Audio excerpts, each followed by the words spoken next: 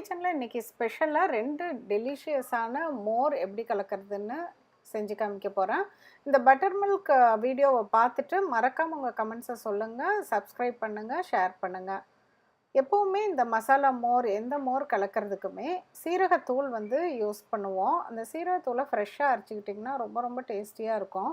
ஒரு ஸ்பூன் சீரகம் எடுத்துகிட்டு இப்படி நல்லா லைட்டாக புகஞ்சு வர அளவுக்கு விட்டுட்டிங்கன்னா நல்லா வருந்துடும்.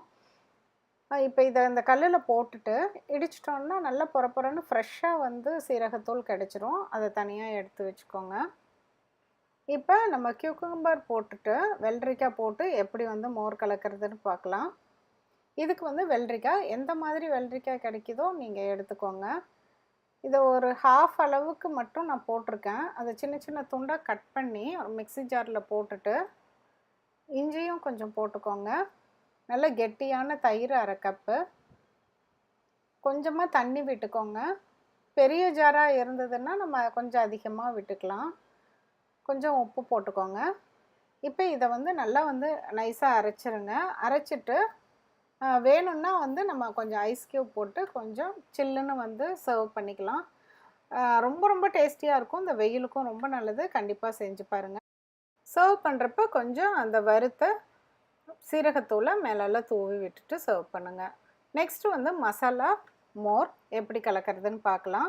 மசாலா பட்டர் மில்க்குக்கு ஃபஸ்ட்டு கொஞ்சம் புதினா இலை, கொத்தமல்லி இலை, பொடியாக வெட்டி வச்ச இஞ்சி, பச்சை மிளகாய், ரொம்ப காரமாக இருந்தால் கம்மியாகவே போடுங்க, 1 ஸ்பூன், வறுத்த சீரகத்தூள், உப்பு, கெட்டியான தயிர் 1/2 கப். இது எல்லாத்தையும் போட்டு நம்ம ஃபஸ்ட்டு நைஸாக அரைச்சிடலாம். தண்ணி ஊற்றினோம்னா அப்புறம் இலை சரியாக அரைப்படாது. இப்போ நைஸாக அரைச்சாச்சு. இப்போ இதில் பார்த்தீங்கன்னா நல்லா அந்த கலரே சூப்பராக இருக்கும்.